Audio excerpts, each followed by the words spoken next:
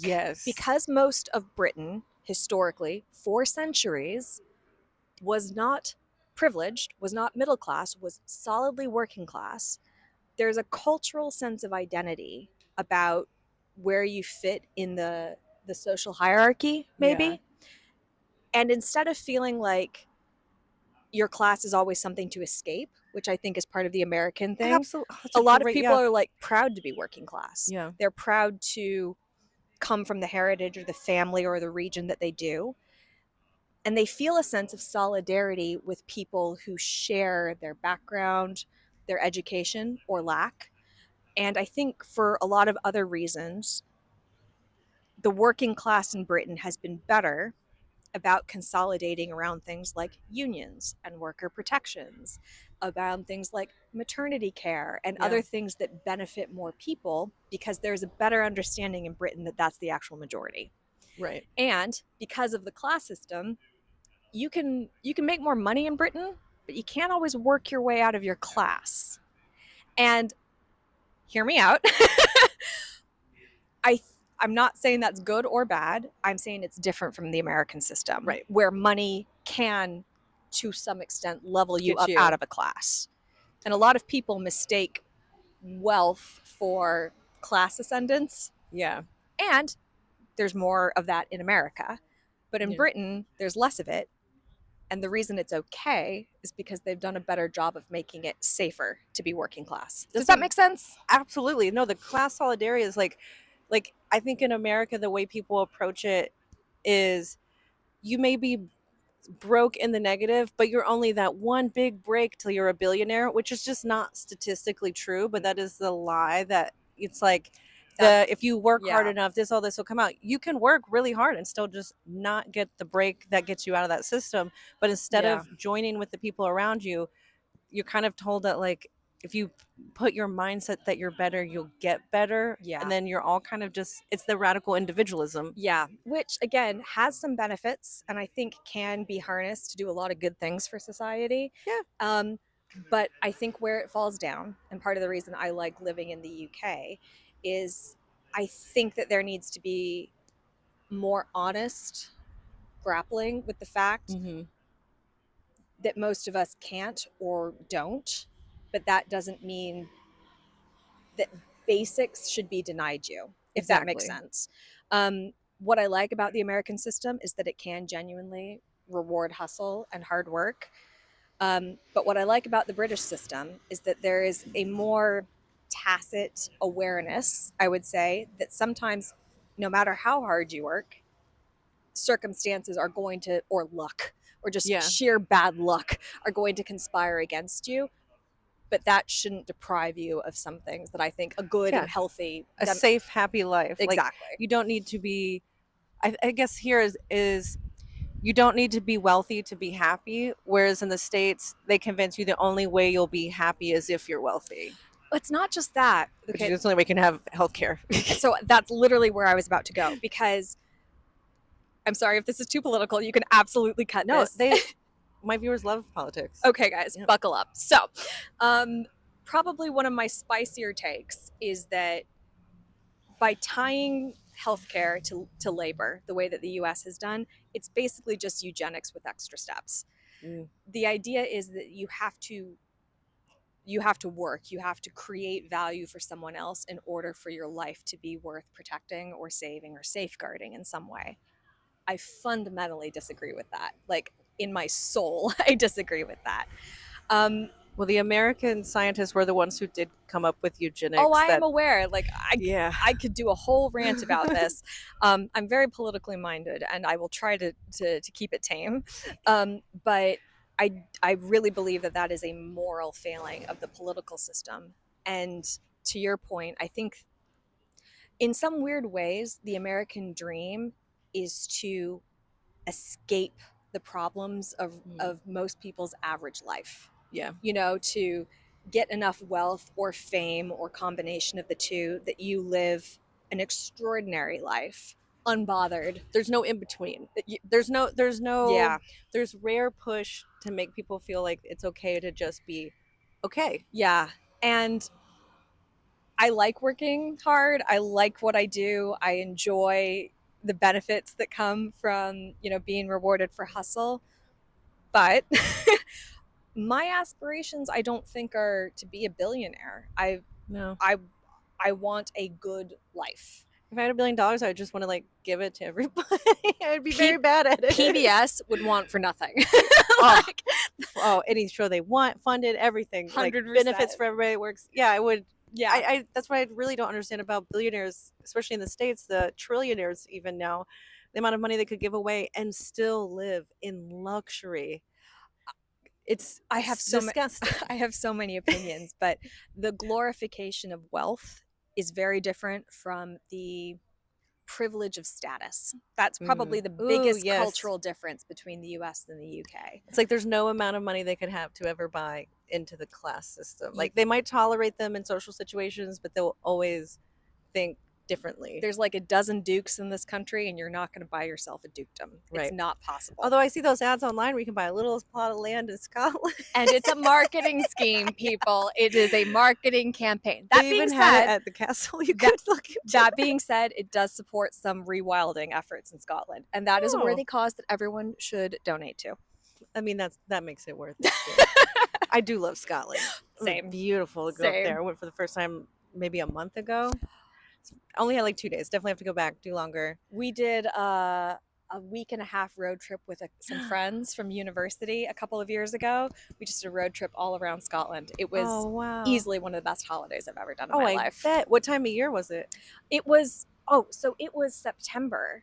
But weirdly, speaking of heat waves, it was during a heat wave. So we told them, we were prepping them, like, you don't understand. Like, the reason the Brits talk about the weather so much is because we have 4 seasons in a single day. Like, layers. It's going to be cold. It's going to be You wet. It's never going to be know. crazy. And it was blazing hot the whole time. We were on the Isle of Skye and like sweating. We're like, we're so sorry. I was just thinking, I was like, oh, you got to see the fall leaves, but no. No, nothing. It was blazing hot, but we had the most gorgeous week and a half. We went around the whole country. Spent some proper time on the Isle of Skye. We went to all the major cities. It was glorious. You must Yeah, do it. I have so many stops. Like I'm trying to slowly get to them, but I was thinking about what you're saying about kind of back into the fitting in society, everything. Whenever I would describe why I moved to Los Angeles from Kentucky was like, this is how I am all the time. I've been like this the same since I was a kid. And I saw moving to Los Angeles as being able to swim with a sea of fish versus sticking out, which I think is probably the reverse of what most people want to move to LA. They want to go and be like That's the star. interesting. But I was like, no one will notice me here. There's going to be tons of people who are just into the same stuff I'm into, which in my small town like wasn't the case. Then I could just like like in Finding Nemo, like swim with all my fishy friends. I love it. And there is a mix of that. Like that's when you find locals from there, that's definitely the way they're used to people coming in and out and just leaving, and whatever's popular will be over, and they're less enamored with it. But the people who do move there tend to be like, who are you? What can you do for me? That kind of thing. Yes. So it's a real I know every city has an influx of people moving in and out because people move to big cities for job opportunities and different things. Yes. But LA was definitely unique, whereas like you talk about everything you do there, blah, blah, blah, as part of your business. But here you would just have no idea.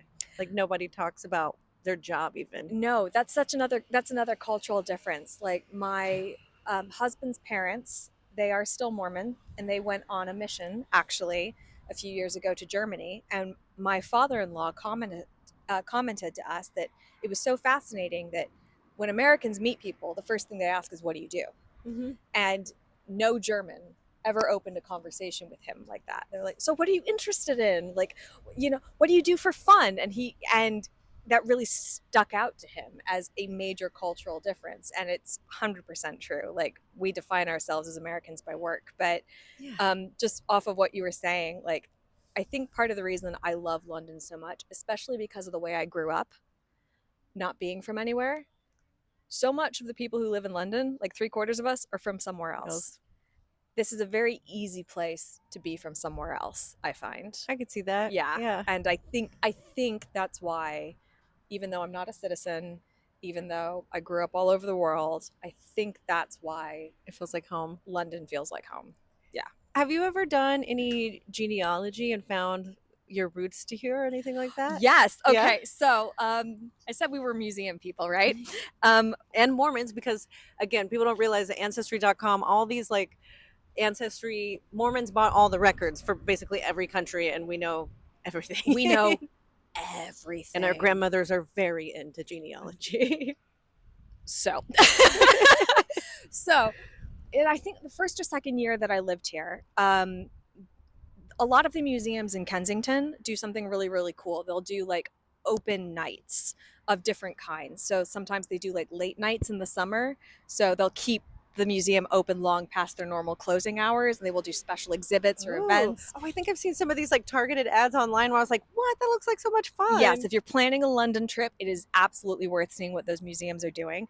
One of the things that they did one of the early years that we lived here was the Natural History Museum had a showcase of a lot of different universities' graduate students presenting their research.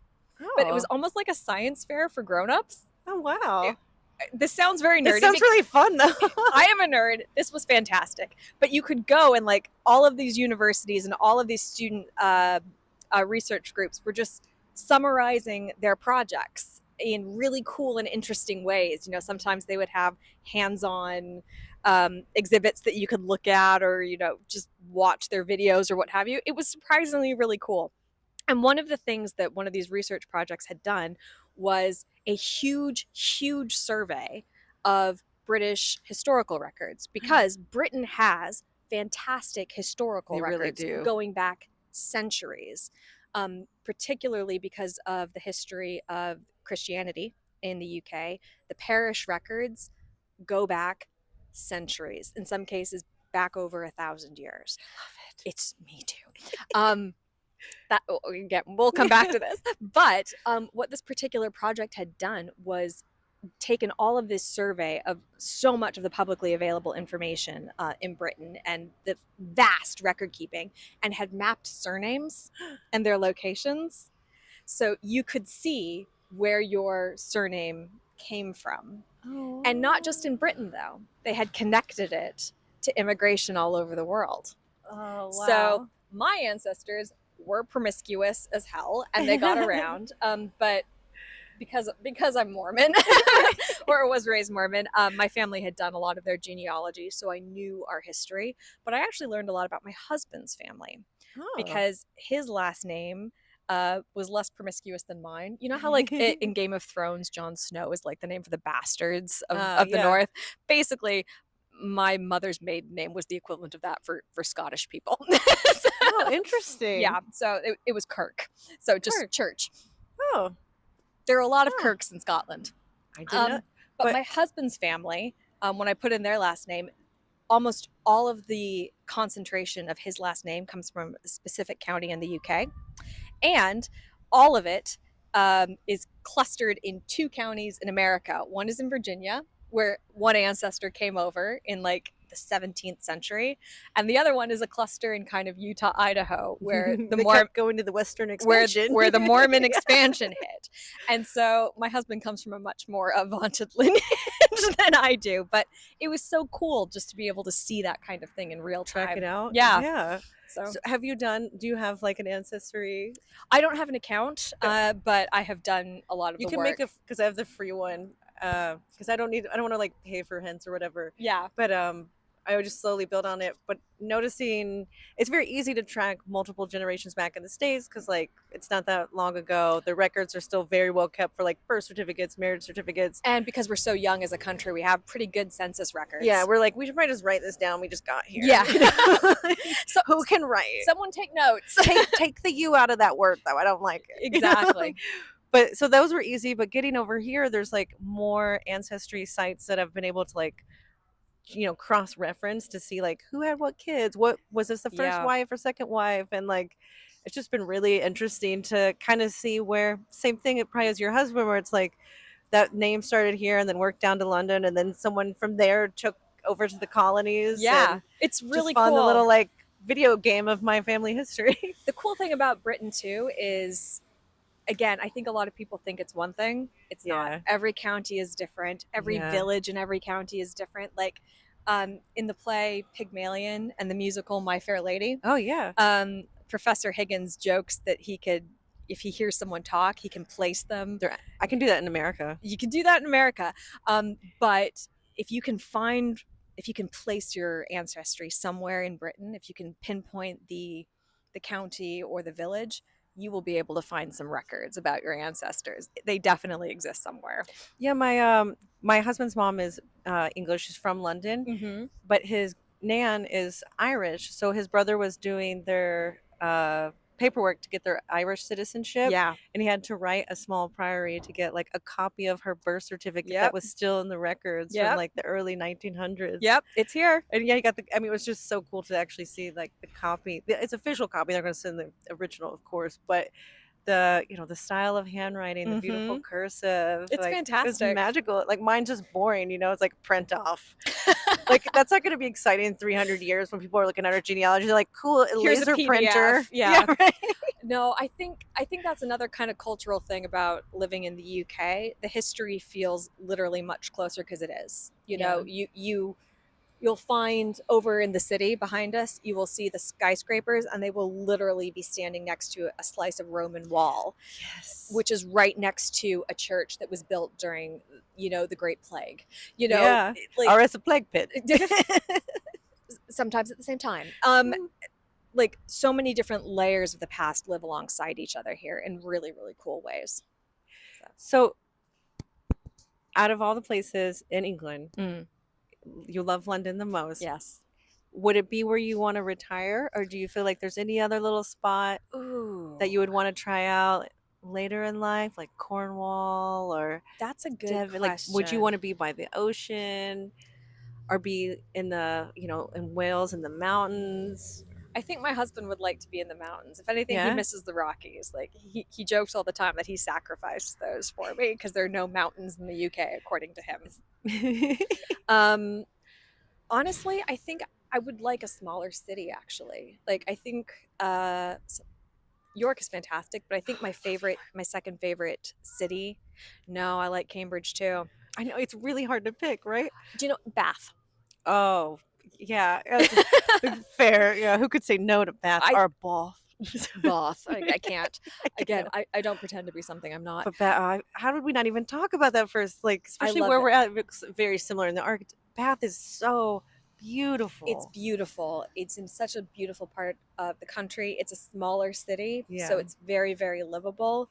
I really like that area of the UK as well. I think I'm a city girl. I think I need some municipal benefits. I'm Yeah. not sure I could do a village unless people were getting murdered every day of the week. And there's But like Murder She Wrote and like exactly, write that out there. It's exactly. hard to like compare even smaller villages and cities here to places in the States because wherever you're gonna go, you're still gonna have buses that work. You're still gonna have the things that smaller towns in America make you isolated that you don't really Yes, have functioning here. So it's like, yes. yeah, that is a smaller city, but I can still get places, which is the different. I did a whole video about kind of the cultural influence of America almost as a consumer product, Mhm. and how it's something we legitimately export and how it provides value to America that most Americans, I don't think, realize. And one of the things I talked about that I don't think most Americans appreciate is how big the US is. Huge. Yeah. It's huge, it's vast. Um, I think the UK is about the size of the state of Idaho. So when people say it takes a long time to get somewhere in the UK, they mean that they're in the car for an hour. Yeah. In the US, when you say you're going on a road trip, you're going to spend a week in a car. We Yeah. talk about different senses of scale. Yeah. So I think rural in parts of America is genuinely more isolated. Very, yeah. But in a smaller country with as much history as the UK does, you're walking roads that have been walked for the better parts of thousands of years. It feels rich. It definitely Everything feels like even when you're in the middle of nowhere, it feels exciting. and it feels connected. It feels, even though you're in different areas, there's 4 different nations in the UK. They have their own history, they have their own culture. I find that there is still shared vibes. Yeah, I think that is another big difference than in the States is like it's everyone feels more into sharing. Like everything is like we together. Like we're saying the class solidarity. Like Yes. it is a culture that encourages people for the greater good of all, whereas Yes. that is I think intentionally not supported in America, because how can you keep everyone divided fighting each other while they don't realize you're robbing them blind if they all join together, because they Also, could have all these yeah. things in a day if everyone was just like, hey, I'm getting screwed over too, what the heck. 100%. Also, it's that myth of rugged individualism again. Hmm. Um, I know everyone hates the C word, but during COVID, um, I was very glad No, it's to. not the C word I thought we were going to use. I'm a lady, god damn it. I'm country trash.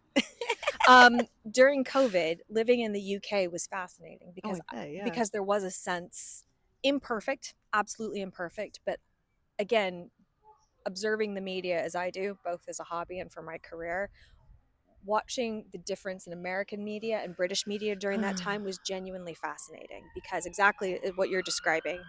My opinion, my observation is that there was a lot more, we're all in this together. There was a greater sense of, I would say, community responsibility.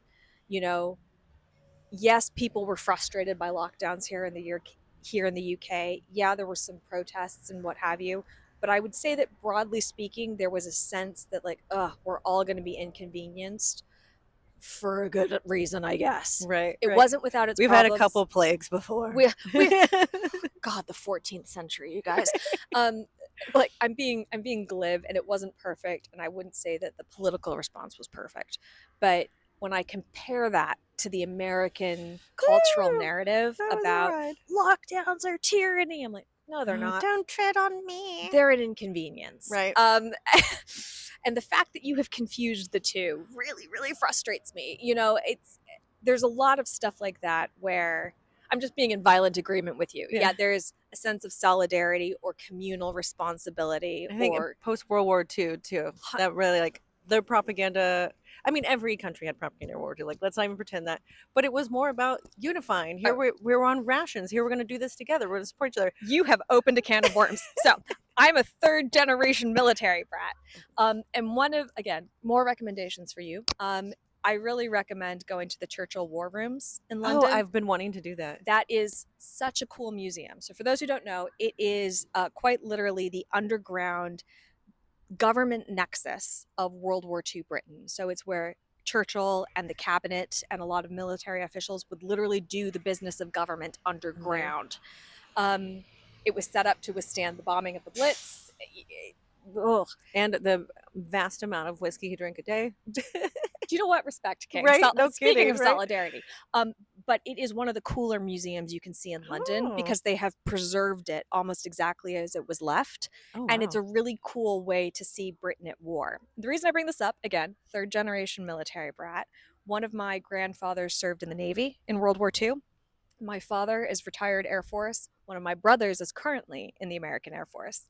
I'm a weird leftist because I have some non standard opinions about the military, but and that's because I think growing up as I did, We've seen things I've differently. seen things differently. And one of the coolest parts of that museum is they have replicas of some of the propaganda, but also some of like the genuine materials that were given to American GIs.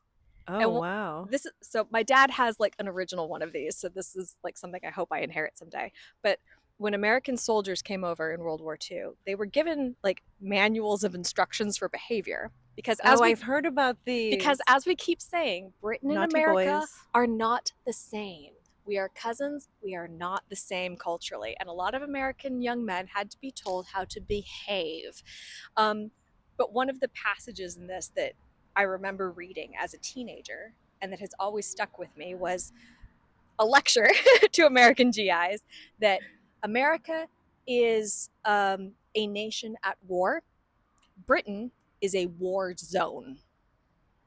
It's a good way to phrase, yeah. And so lecturing American GIs like, you've had rationing in the States, you haven't had it like they have it here. Yeah. You have heard about the war here, they are being actively bombed. Like they're digging out shelters in their gardens.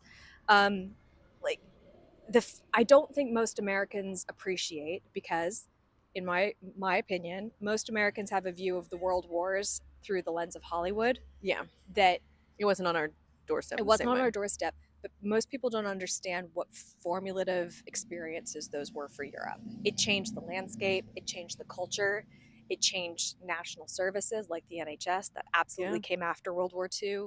Um, that community spirit was absolutely forged in World War II, but it existed before. right. It just solidified It it. just solidified it in a new kind of modern way. Everything, no matter what class you were in, you could have been bombed. So everyone really had to join together. One of the more grim statistics about World War One is, there were some villages in the UK that had like 70% of their young men. I have seen stuff like that. Yeah, Like going to Totnes, inside the chapel, it had a list of all the boys that didn't come home from World War I. there is not a neighborhood in Britain that doesn't have a a plaque, a statue, a stele somewhere with the names of the dead. And we just don't have the same thing in the US in the same way. I We think just we I've noticed too here, like people in the comments have talked about, in America we say someone's passed, they passed away, and people here are like they died. they died. Like they are more not I wouldn't from an American perspective feels more confrontational but more real. There's cultural Hmm. differences. I think there's a lot about American culture that this is just anecdotal. This is just my opinion, but there's a lot of things that I think are designed to make unpleasant things a little bit more distant, Yes, um, less real. less real or less physically present. Hmm. Like it's less common to have butcher shops in America because Yeah, people don't like seeing where the animals meat is being made. Yeah, being butchered, whereas they're not as common in the UK as they used to be, but they're still kind of an established you part see them though, of they a they exist. exist and they're very prominent and most high streets have one. Um, I think Americans are not comfortable about talking about certain topics like death. Which is funny because American stereotype is that we talk too much about our feelings, but nothing about reality. This is such It's an like a fairy tale. it's so interesting because again there's also a sense there's so many jokes about British culture about how everyone talks about the weather and there's a lot Yeah, of small talk, but my experience of Britons and also Europeans is they're just not as casual as Americans. Like yeah, Americans are very good, I find, at being chatty and happy. We have a customer service culture. We can kind of make friends wherever we go. yeah, Americans often therefore find that Brits and Europeans feel rude when really what they are is more reserved. They're not going to give as much of themselves so quickly. But yeah, once you make a friend with them, you'll get into the real deep stuff with them. yeah. And, you know, there's one of my favorite books is Cold Comfort Farm by Stella Gibbons. And she's got a line that I'm going to butcher, but it's like, perfectly ordinary, British people with poetry blazing in their souls. And I've always Oh, felt that's that beautiful. kind of describes a lot of British people that I Yeah. know, that they're just kind of normal everyday people. And then once you get under the surface, they are just as, I mean, there's a reason all this beautiful architecture, the beautiful literature, art, everything yeah, is from here. yeah, It's here. yeah, it's here. You got to save that energy to create those things. You can't just be giving it to everyone you talk to on the street. That's draining conversation, social Exactly, battery. exactly. So you and I met and we were just like, friend, Right away, I was like, instantly. We talked for like 5 hours. Most Brits don't do that, but once you form those bonds or those friendships, they'll open up to you about their grandfather in World War II. They'll oh open up wow, about their experience with cancer on the NHS. They don't give it away as easily as we right? do, but culturally, It's once there. you're in, you're in. You get the secrets. Yeah, Well, I definitely. think on that note, we should probably. I'm not even sure how long this has been running because it's Me on neither. both sides. I want to make sure my phone hasn't like secretly died. Can you imagine? Oh my God, Okay. it has happened to me before. So, um, tell everyone. Okay, wait. If you had one piece of advice to give someone, an American moving here, what would that be? And then, what would be the thing you're most grateful about being here for? If you're going to move to the UK, prepare to be uncomfortable. Prepare to be uncomfortable Which is rough because, for an American. yeah, we don't like to be uncomfortable as Americans, but even though the language is the same, the culture is different. The work culture is different, the social culture is different, the media is different, the sense of humor is different. And just because you have appreciated these things in the past does not necessarily mean you understand them. So be prepared to be okay with being uncomfortable and learning and being the outsider for a while, knowing that you this country, its culture wasn't really built around you, and that's okay. And once you learn it, you'll know how to navigate it and you will enjoy it. You'll be on the inside of the jokes in no time, but you've got to be okay with being on the outside for a bit. Yeah. And then the thing that I what value the most. Yeah, what do you value most about being here? You feel like it's a lucky surprise that enhances your life about being in England? Oh, that is such a good question, and it's unexpectedly deep.